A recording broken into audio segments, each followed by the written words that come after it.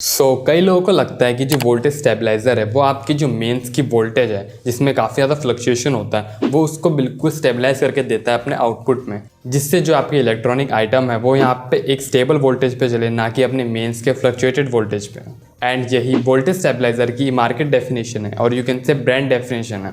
But आज इस video में मैं इस इन्वर्टर एयर कंडीशनर के वोल्टेज स्टेबलाइजर को डिटेल में रिव्यू करूंगा एंड साथ में टेस्ट भी करूंगा, जिससे हमें ये पता चल सके कि जो ब्रांड ने फिगर्स मेंशन किए हैं क्या रियली में वो सही है या फिर हमें अपनी खुद की एक डेफिनेशन बनानी पड़ेगी इस वोल्टेज स्टेबलाइजर के लिए। बाकी मैं ये चीज़ बिल्कुल ईजिली कह सकता हूँ कि अगर आपको एक वोल्टेज स्टेबलाइजर लेना है अपने एयर कंडीशनर के लिए, चाहे फिर आपको ये स्पेसिफिक मॉडल ना भी लेना हो, तो भी आपको इस वीडियो में कुछ ऐसी इंपॉर्टेंट पॉइंट पता चलेंगे जो डेफिनेटली आपको कोई नहीं बताएगा एंड ब्रांड भी नहीं चाहती कि ये सब चीज़ें आपको पता चले। इसलिए यहाँ पे जो ब्रांड्स है वो भी यहाँ पे क्लियरली मेंशन नहीं करती एंड कई कंपनियाँ तो यहाँ पे मेंशन ही नहीं करती। और ऐसा तो यहाँ पे मैं कह ही रहा हूँ, लेकिन अगर आप ये वीडियो कंप्लीट देख लेते हो तो आप भी यही कहोगे, क्योंकि इस वीडियो में हम इन सब पॉइंट्स को कवर करने वाले हैं। एंड इस वीडियो में कोई भी डेडिकेटेड सेक्शन नहीं होगा प्रोज एंड कॉन्स वाला, बल्कि यहाँ पे मैं हर सेक्शन में जो अपने प्रोज एंड कॉन्स जो मुझे लगता है वो मैं आपको बताऊंगा according to my observation and research. And one more thing, ये वाली वीडियो थोड़ी लंबी हो सकती है, लेकिन आप डेफिनेटली ये वाली वीडियो कंप्लीट तो देख ही सकते हो, आखिर आपके 40,000 के AC का सवाल है। नाउ अब हम इस वीडियो को स्टार्ट करते हैं आपके प्रैक्टिकल फ्रेंड सुमित के साथ। सबसे पहले मैं आपको ये बता दूं कि ये वाला वोल्टेज स्टेबलाइजर मैंने फ्लिपकार्ट से ऑर्डर किया है एंड फ्लिपकार्ट पे जो इसका सेलर है वो खुद यहाँ पे वी-गार्ड इंडस्ट्रीज लिमिटेड है। तो यहाँ पे आपको एक अश्योरिटी रहती है कि आपके पास जो प्रोडक्ट आएगा वो यहाँ पे जेन्युइन आएगा। बाकी पैकेजिंग में सबसे ऊपर आपको यहाँ पे अपना इनवॉइस देखने के लिए मिलेगा, जिसको आपको संभाल के रखना है क्योंकि ये आपकी वारंटी क्लेम करते समय काम में आएगा। और वैसे आपको इसके ओरिजिनल बॉक्स के फ्रंट साइड में एंड बैक साइड में अपने स्टेबलाइजर की इमेज मिलेगी एंड साइड में आपको ब्रांडिंग मिलेगी एंड यहाँ पे कुछ की स्पेसिफिकेशन मिलेंगे, जैसे कि हो गया इसकी वोल्टेज एंड वारंटी।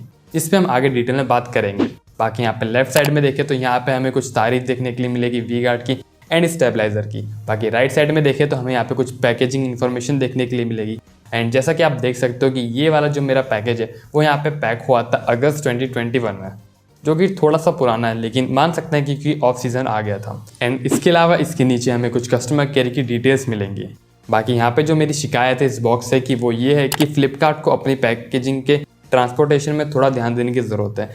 जैसा कि आप देख सकते हो कि सामने से इन्हें पंचर कर दिया बॉक्स को, लेकिन कोई बात नहीं, अंदर से अपना जो प्रोडक्ट है वो सेफ है। नाउ अनबॉक्सिंग की बात कर ले तो सबसे पहले यहाँ पे आपको मिलेगा instruction manual with warranty guide, जिसको आप तो डेफिनेटली नहीं पढ़ने वाले हो, लेकिन यहाँ पे मैंने इसको पढ़ा है जिससे मेरे रिव्यू में एक भी पॉइंट मिस ना हो जाए। सेकेंडली यहाँ पे आपको एक और पेपर देखने के लिए मिलेगा जो आपको गाइड करेगा अपने इंस्टॉलेशन के लिए एंड इससे आप मार्किंग भी कर सकते हो। एंड इंस्टॉलेशन के लिए यहाँ पे हमें 2 स्क्रूज भी देखने के लिए मिलते हैं विथ राउंड प्लग एंड ये स्क्रूज डेफिनेटली अपने वोल्टेज स्टेबलाइजर का वेट आराम से उठा लेंगे। एंड अब यहाँ पे बारी आती है हमारे वोल्टेज स्टेबलाइजर की, जिसकी अगर हम फिजिकल ओवरव्यू की बात कर लें तो सबसे पहले यहाँ पे आपको 7 सेगमेंट डिस्प्ले देखने के लिए मिलती है इसके फ्रंट में, जहाँ आपका इनपुट आउटपुट वोल्टेज एंड यहाँ पे आपका जो डिले है वो शो होगा।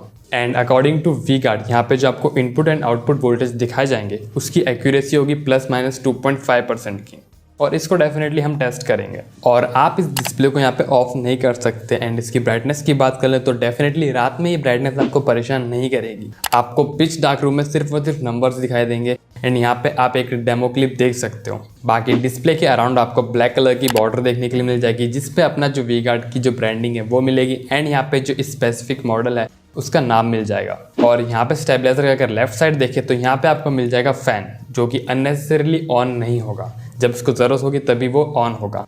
बाकी मैं आपको एक चीज़ बता दूं कि जब ये फ़ैन स्पिन करेगा तो इसकी लाउडनेस अच्छी खासी है। मैं आपको रेफरेंस के लिए बता देता हूं कि अपने जो एयर कंडीशनर होता है उसकी जो इंडोर यूनिट की जो मैक्स नॉइस लेवल होती है which is around 40 to 45 decibel, तो इसकी जो नॉइस है वो भी आपको अराउंड 45 डेसिबल के आसपास देखने के लिए मिलेगी। लेकिन अच्छी बात यहाँ पे ये है कि जो अपना फ़ैन है वो बिल्कुल अननेसेसरी स्पिन नहीं होता। एंड यहाँ पे मेरे 15 डेज़ की टेस्टिंग में सिर्फ और सिर्फ ये एक बार यहाँ पे स्पिन हुआ है मेरे साथ। बाकी मैं आपको बता दूं कि मैंने एयर कंडीशनर को 10 आवर्स तक लगातार भी चलाया है, उसके बावजूद ये सिर्फ और सिर्फ एक बार ही स्पिन हुआ है। एंड इन केस अगर आप कोई जो फ़ैन की स्पिनिंग नॉइस है वो आपको इरिटेट कर रही है, जो कि डेफिनेटली करेगी, तो इसकी एक ट्रिक है कि आपका जो यहाँ पे एयर कंडीशनर है उसको आप थोड़ी देर के लिए फ़ैन मोड में ले आओ, यानी कि कैसे मोड में ले आओ जब वहाँ पे ये काफ़ी कम इलेक्ट्रिसिटी कंज्यूम करेगा, इसके थ्रू कम इलेक्ट्रिसिटी जाएगी, तब आपके 5 मिनट के अंदर अंदर ये जो स्पिनिंग है फ़ैन की वो रुक जाएगी, आपका स्टेबलाइजर यहाँ पे डेफिनेटली अपने ऑप्टिमम लेवल पे आ जाएगा। एंड वैसे यहाँ पे इतना ज़्यादा कोई प्रॉब्लमेटिक नहीं है, क्योंकि मेरे साथ ये सिर्फ एक बार ही हुआ है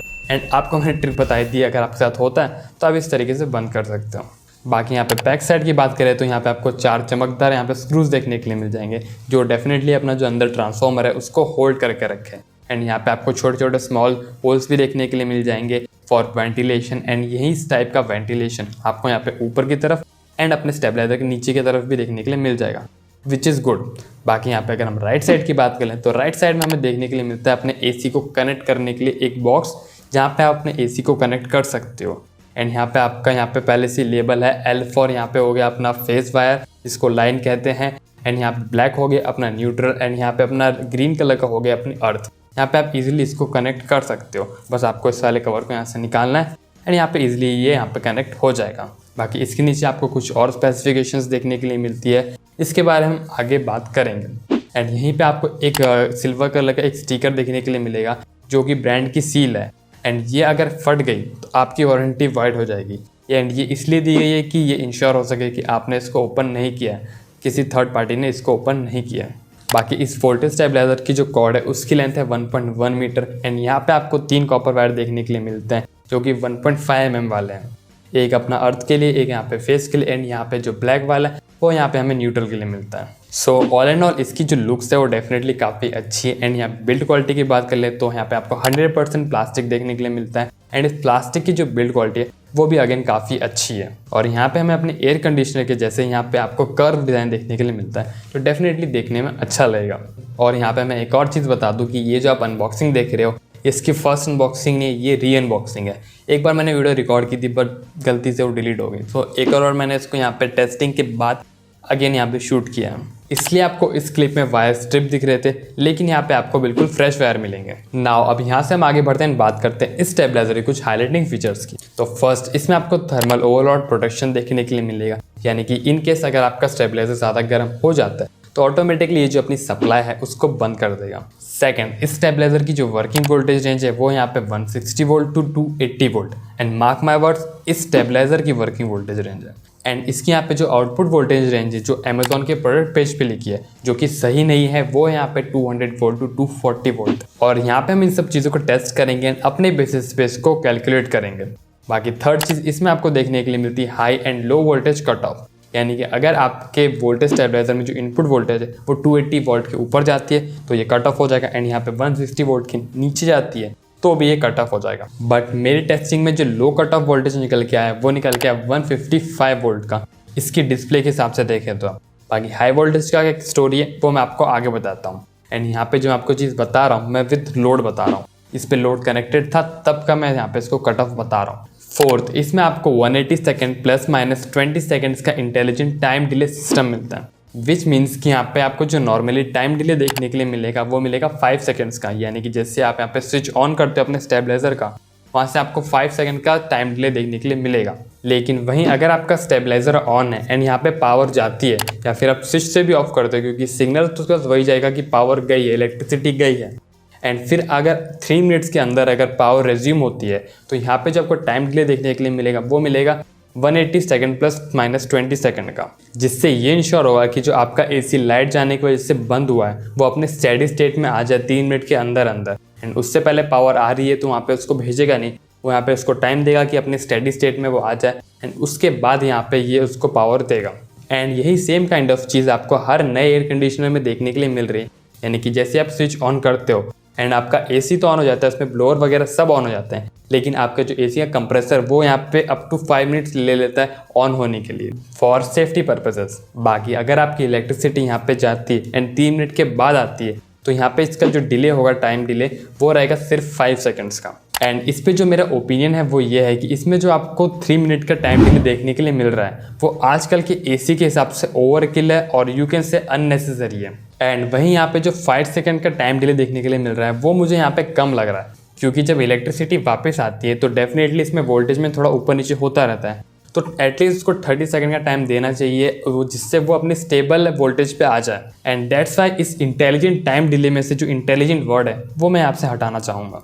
बाकी आप इस स्टेबलाइजर के साथ मैक्सिमम 1.5 टन का इन्वर्टर एयर कंडीशनर कनेक्ट कर सकते हो, विच मीन्स कि इसकी जो मैक्सिमम करंट कैपेसिटी है वो है 12 एम्पियर की। ना अब हम बात करते हैं इसकी इंस्टॉलेशन की। तो इसकी इंस्टॉलेशन आपको कंपनी की तरफ से देखने के लिए नहीं मिलेगी, आपको यहाँ पे खुद इंस्टॉल करवाना पड़ेगा, या फिर आप यहाँ पे लोकल अपने जो टेक्नीशियन उनसे इंस्टॉल करवा सकते हो। यहाँ पे इसकी वारंटी वॉइड नहीं होगी। और वैसे इसमें जो आपको वारंटी मिलती है वो मिलती है 3 ईयर्स की ऑन साइड वारंटी। एंड इसकी ये जो अपनी इंस्ट्रक्शन मैनुअल है उसमें यहाँ पे लिखा है कि इसकी जो मैक्सिमम इनपुट वोल्टेज रेंज है वो 320 से नीचे रहनी चाहिए। अगर 320 के ऊपर जाती है तो आपका स्टेबलाइजर एंड उससे जो कनेक्टेड आपका जो प्रोडक्ट है वो डैमेज हो सकता है। एंड इस केस में जो अपनी वारंटी है वो भी यहाँ पे वॉइड हो जाएगी।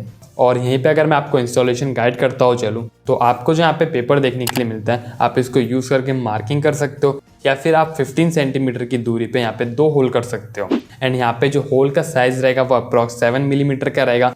देन यहाँ पे आपको राउंड प्लग्स इंस्टॉल करने हैं। एंड उसके बाद आपको जो स्क्रूज देखने के लिए मिलते हैं, आपको उसे फ्लैट स्क्रू ड्राइवर की मदद से आप इसको भी यहाँ पे इंस्टॉल कर सकते हो। एंड इसके बाद आपको नॉर्मली अपना जो स्टेबलाइजर है उसको यहाँ पे हैंग कर देना है। ना अब बारी आती कनेक्शन की। तो सबसे पहले आप यहाँ पे इसको कनेक्ट कर सकते हो अपनी एसी मेन्स से। तो उसके लिए आपको डेफिनेटली आप चाहो तो यहाँ पे प्लग के थ्रू भी कर सकते हो या फिर डायरेक्ट भी कर सकते हो। बाकी यहाँ पे अगर हम एयर कंडीशनर की कनेक्शन की बात कर लें तो आपको राइट साइड में देखने के लिए मिलता है यहाँ पे एक बॉक्स, आपको उसको ओपन करना है। एंड यहाँ पे आपको सिंपली यहाँ पे आपको कलर देखने के लिए मिल जाता है, उसके ऊपर नेमिंग भी मिल जाती है। यहाँ पे जो अपना फेस वायर है वो डेफिनेटली होगा रेड, ब्लैक कलर का होगा न्यूट्रल, एंड ग्रीन कलर का यहाँ पे होगा अपना अर्थ। यहाँ पे आपको सिंपली इनको कनेक्ट कर देना है और आपकी इंस्टॉलेशन यहाँ पे कंप्लीट हो जाती है। बट एक चीज़ इंश्योर कीजिएगा कि यहाँ पे जो आप यहाँ पे स्क्रूज टाइट कर रहे हो कनेक्शन के लिए, वो उसको प्रॉपरली टाइट करना एक स्टार हेड वाले स्क्रू ड्राइवर से, जिससे स्पार्किंग के चांसेस ना हो। क्योंकि एक आप हैवी लोड कनेक्ट कर रहे हो यहाँ पे, एंड अगर ये लूज रह गए तो स्पार्किंग के चांसेस यहाँ पे हो सकते हैं। एंड वैसे यहाँ पे अगर आप प्लग का यूज़ कर रहे हो स्टेबलाइजर को कनेक्ट करने के लिए, तो आपको मिनिमम 15 एम्पियर का प्लग एंड यहाँ पे सॉकेट का यूज़ करना है। एंड ये चीज़ आपको इस वारंटी गाइड पे भी लिखी हुई मिल जाएगी। अगर इससे कम वाला आप यूज़ करते हो तो क्या पता आपकी वारंटी वॉइड हो जाए। नाउ अब यहाँ पे हम बढ़ते हैं टेस्टिंग की तरफ। तो सबसे पहले हम यहाँ पे टेस्ट करेंगे इस डिस्प्ले की एक्यूरेसी, कि कितने एक्यूरेट यहाँ पे जो वोल्टेज है वो यहाँ पे डिस्प्ले कर रहा है। So as you can see यहाँ पे मैंने इस स्टेबलाइजर को एंड इस मल्टीमीटर को अपने एक सेम बोर्ड से कनेक्ट कर लिया है। एंड यहाँ पे इन दोनों सॉकेट में आपको सेम फेस देखने के लिए मिल रहा है। एंड यहाँ पे हम इसको करते हैं ऑन। तो एज यू कैन सी यहाँ पे आपको 5 सेकंड का टाइम डिले देखने के लिए मिलेगा। एंड उसके बाद यहाँ पे आपको जो वोल्टेज स्टेबलाइजर है वो ऑन हो जाएगा। सो जैसा कि आप देख सकते हो कि आपको इस स्टेबलाइजर के डिस्प्ले पे एंड यहाँ पे मल्टीमीटर की डिस्प्ले पे आपको जो वोल्टेज में डिफरेंस देखने के लिए मिल रहा है वो मिल रहा है यहाँ पे 2 to 3 वोल्ट का।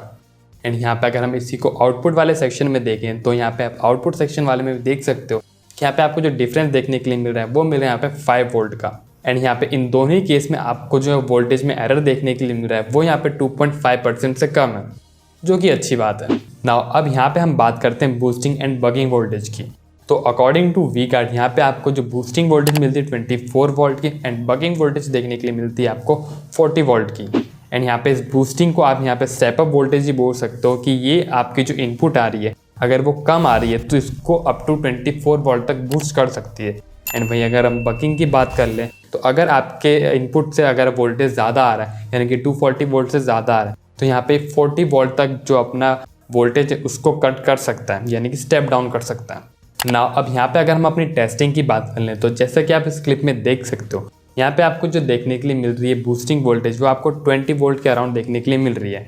लेकिन जब हम इसमें से जो अपना एरर थे उन सबको हटाएंगे तो आपको जो वोल्टेज देखने के लिए मिल रही है बूस्टिंग वोल्टेज वो आपको अप्रॉक्स 24 वोल्ट की देखने के लिए मिल रही है, जो कि कंपनी के हिसाब से बिल्कुल मैच हो रही है। लेकिन यहाँ पे जो आप इस एग्जाम्पल में देख रहे हो इसकी इनपुट वोल्टेज वो यहाँ पे 200 से ऊपर है। लेकिन अगर यही इनपुट वोल्टेज जो अगर हम 160 तक ले जाएं, जो कि इसकी वर्किंग रेंज में आ रहा है, तो यहाँ पे आपको जो बूस्टिंग देखने के लिए मिल रही है वो सिर्फ देखने के लिए मिल रही है 12 वोल्ट्स की। बाकी यहाँ पे अगर हम बगिंग वोल्टेज की बात कर लें तो मैं आपसे कहना चाहूँगा कि मेरे पास यहाँ पे कोई भी अप्रोप्रिएट इक्विपमेंट नहीं है जिससे मैं इसकी बगिंग वोल्टेज को टेस्ट कर पाऊँ। बट यहाँ पे हम रिसर्च तो कर सकते हैं। So according to my research and यहाँ पे जो यूज़र्स हैं उनके अकॉर्डिंग आपको यहाँ पे देखने के लिए मिलती है अप्रॉक्स 37 वोल्ट की। So with the reference of previous test हम कह सकते हैं कि आपको इसमें जो बगिंग एंड जो बूस्टिंग वोल्टेज है वो काइंड ऑफ एक्यूरेट देखने के लिए मिलती है, लेकिन यहाँ पे एक्सट्रीम कंडीशन पे नहीं। यानी कि जब हम इसके जो 160 वोल्ट इसकी जो मिनिमम है जब हम उसको उतना ही देते हैं तब ये 24 वोल्ट की आपको बूस्टिंग नहीं दे पा रहा है। नाउ अब यहाँ से आगे बढ़ते हैं, बात करते हैं रिजल्ट्स की according to my testing. But उससे पहले मैं ये कहना चाहूँगा कि अभी तक आपने जो वीडियो देखी है अप्रॉक्सीमेटली 15 मिनट की, तो जितना आपको सिंपल यहाँ पे आपको देखने के लिए लग रही है इन्फॉर्मेशन, उतनी सिंपल नहीं होती इन सबको गैदर करके शूट करने में। यहाँ पे इसकी जो शूट करने में, यहाँ पे टेस्टिंग करने में एंड यहाँ पे इसको प्रॉपरली स्ट्रक्चर करने में काफ़ी समय लगता है एंड काफ़ी एफर्ट लगता है। सो अगर आपको वीडियो अच्छी लग रही हो तो यार डेफिनेटली आप वीडियो लाइक कर सकते हो एंड कमेंट भी कर सकते हो। बाकी अगर आप इस टाइप का कंटेंट और देखना चाहते हो तो आप चैनल को सब्सक्राइब भी कर सकते हो। एंड इन केस आप इस टाइप का कंटेंट को और सपोर्ट करना चाहते हो तो आपको मेरी एफिलिएट लिंक देखने के लिए मिल जाएगी अमेजोन एंड फ्लिपकार्ट की। एंड अगर आप उन लिंक के थ्रू कुछ भी यहाँ पे बाय करते हो, आपके प्राइस को चेंज करे बिना इस चैनल की सपोर्ट होगी फाइनेंशियली। और अच्छी बात यह है कि इसमें आपका एक भी रुपये ज़्यादा नहीं लगेगा। बाकी अगर आपको बेस्ट स्टेबलाइजर वाली वीडियो देखनी है तो आप चाहो तो इस वीडियो को क्लिक करके देख सकते हो। नाउ अब मैं आपको इस वोल्टेज स्टेबलाइजर के रिजल्ट्स बताता हूँ मेरी टेस्टिंग में, मेरे ऑब्जर्वेशन पे एंड मेरी रिसर्च के अकॉर्डिंगली। तो इस स्टेबलाइजर की जो वर्किंग वोल्टेज रेंज है वो है यहाँ पे 158 वोल्ट्स टू 280 वोल्ट। और इस स्टेबलाइजर की जो आउटपुट वोल्टेज रेंज है वो आपको देखने के लिए मिलती है 172 वोल्ट टू 240 वोल्ट। एंड यहाँ पे 240 वोल्ट है। इसको मैं टेस्ट नहीं कर पाया हूँ, लेकिन मैं यहाँ पे आपको यूज़र एक्सपीरियंस के बेसिस पे बोल रहा हूँ। विच मीन्स इस स्टेबलाइजर की जो बूस्टिंग वोल्टेज रेंज है, मैक्सिमम बूस्टिंग वोल्टेज रेंज है वो यहाँ पे 24 वोल्ट की एंड जो मिनिमम बूस्टिंग वोल्टेज रेंज है वो यहाँ पे 14 वोल्ट की। एंड इसका जो मैक्सिमम बकिंग वोल्टेज मिलता है वो मिलता है अराउंड 38 वोल्ट का। और यहाँ पे मैं अगर इस वोल्टेज स्टेबलाइजर की ऑपरेशन को थोड़ा एक्सप्लेन कर दूँ तो अगर आपकी जो इनपुट वोल्टेज है वो अगर 210 और यू कैन से 215 वोल्ट से लेके 240 वोल्ट के अंदर आ रही है तो ये वोल्टेज स्टेबलाइजर कुछ भी नहीं करेगा। जैसी वोल्टेज आ रही है वो आपको दे देगा। और यहाँ पे मेरे ऑब्जर्वेशन के हिसाब से अगर आजकल के एयर कंडीशनर को हम यहाँ पे 200 वोल्ट से लेके 240 वोल्ट के आसपास यहाँ पे अगर हम करंट या बोल दो वोल्टेज देते हैं तो यहाँ पे ये प्रॉपरली वर्क कर लेते हैं। एंड यहाँ पे अगर हम बात कर लें कि अगर वोल्टेज यहाँ पे अपना 210 वोल्ट से नीचे जाता है तो यहाँ पे ये बूस्ट करेगा अपनी जो वोल्टेज उसको 24 वोल्ट से। एंड यहाँ पे अगर 180 और यू कैन से 170 वोल्ट के नीचे जाता है तो ये अप्रॉक्सीमेटली 15 वोल्ट की अपनी बूस्ट करेगा वोल्टेज को। एंड वहीं अगर वोल्टेज जाता है 240 वोल्ट के ऊपर, चाहे 244 ही क्यों ना हो या थोड़ा सा ज़्यादा क्यों ना हो, यहाँ पे आपको 40 वोल्ट का सीधा बकिंग देखने के लिए मिलेगा। विच मीन्स अगर आपके वोल्टेज स्टेबलाइजर को 244 वोल्ट इनपुट जा रहा है तो वो आउटपुट में देगा आपको 204 वोल्ट। एंड यहाँ पे जब भी आपका जो इनपुट वोल्टेज है वो यहाँ पे 210 वोल्ट से लेकर 240 वोल्ट में के रेंज में आएगा एंड जब जाएगा तब यहाँ पे आपको एक क्लिक सुनाई देगी। और इस स्टेटमेंट से एक और यहाँ पे पॉइंट निकल के आ जाता है कि अगर आपके यहाँ पे जो वोल्टेज है वो 200 से लेकर 220 वोल्ट के बीच में काफ़ी बैक एंड फोर्थ होती रहती है तो आपको जो क्लिक की साउंड है वो इरिटेट कर देगी। इस चीज़ का आपको यहाँ पे ध्यान रखना है। बाकी यहाँ पे अभी कई लोग जानना चाहते होंगे कि आपको इस स्टेबलाइजर में कॉपर वाइंडिंग देखने के लिए मिलती है या फिर यहाँ पे एल्यूमिनियम वाइंडिंग देखने के लिए मिलती है इसके ट्रांसफार्मर में। तो यहाँ पे मेरा कहना ये रहेगा कि इसके रिगार्डिंग कहीं भी इन्फॉर्मेशन नहीं है, ना ही इसके अमेजॉन फ्लिपकार्ट किसी भी प्रोडक्ट पेज पे इन्फॉर्मेशन नहीं है एंड ना ही इसके वीगार्ड के वेबसाइट पे इन्फॉर्मेशन है एंड ना ही इस पूरे यूज़र मैनुअल में कहीं इन्फॉर्मेशन है, ना इसके बॉक्स में इन्फॉर्मेशन है कि इसमें कॉपर वाइंडिंग हुई है कि नहीं हुई है। इनफैक्ट मैंने इनके कस्टमर केयर होती उनको भी कॉल किया था एंड उनने भी कहा था कि हम एक कॉल बैक अरेंज करा देंगे, उनसे आप ये वाला सवाल पूछ सकते हो। एंड अभी तक कस्टमर केयर का कोई रिप्लाई नहीं आया। अगर कोई आ जाता है तो मैं डिस्क्रिप्शन में ऐड कर दूंगा एंड यहाँ पे पिन कमेंट में भी ऐड कर दूंगा। बाकी यहाँ पे जो आपके यूज़र्स हैं जो आपको अमेजोन एंड फ्लिपकार्ट पे देखने के लिए मिलते हैं यहाँ पे क्वेश्चन वाले सेक्शन में, उनके अकॉर्डिंगली इसमें आपको कॉपर वाइंडिंग देखने के लिए मिलती है। और अगर इस चीज़ को मैं टेस्ट करना चाहूँ तो इसके लिए मुझे इस स्टेबलाइजर को ओपन करना पड़ेगा एंड इस चक्कर में जो आपको सील देखने के लिए मिलती है वो ब्रेक हो जाएगी एंड इस केस में जो इसकी वारंटी है वो भी वर्ड हो जाएगी। दैट्स वाई मैं इसको ओपन नहीं कर रहा हूँ। सो फाइनली मंडे को वीगार्ड के कस्टमर एग्जीक्यूटिव का यहाँ पे कॉल बैक आया एंड उनका यहाँ पे जो आंसर था उनका कहना ये था कि यहाँ पे कॉपर कोटेड एल्यूमिनियम वाइंडिंग देखने के लिए मिलती है हमें।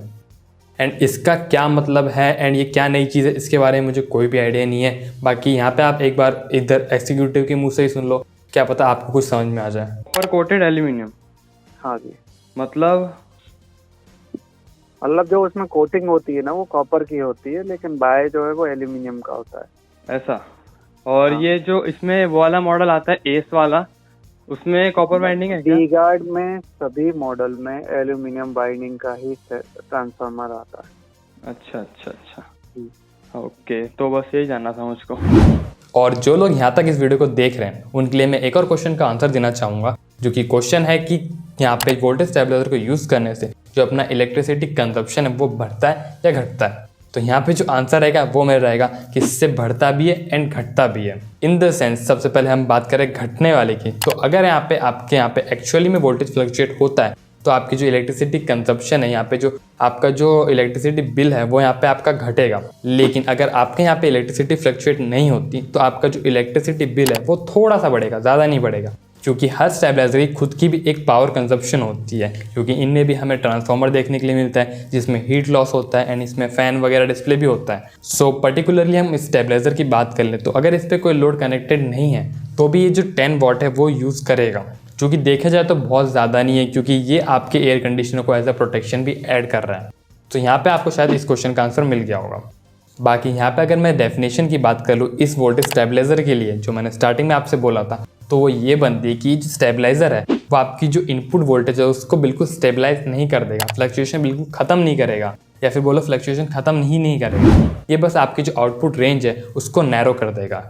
बाकी यहाँ पे जो मेरी डिसीजन मेकिंग स्टेटमेंट रहेगी इस वोल्टेज स्टेबलाइजर के रिगार्डिंग वो ये रहेगी कि अगर आपके यहाँ पे ज़्यादा वोल्टेज फ्लक्चुएट नहीं होता है तो आप इस वोल्टेज स्टेबलाइजर को ले सकते हो, क्योंकि ये one of the best inverter air conditioner voltage stabiliser है अंडर 3000 रुपीज़, जिसकी आपको डायरेक्ट एंड जेन्युइन सेलर की लिंक आपको डिस्क्रिप्शन में मिलेगी।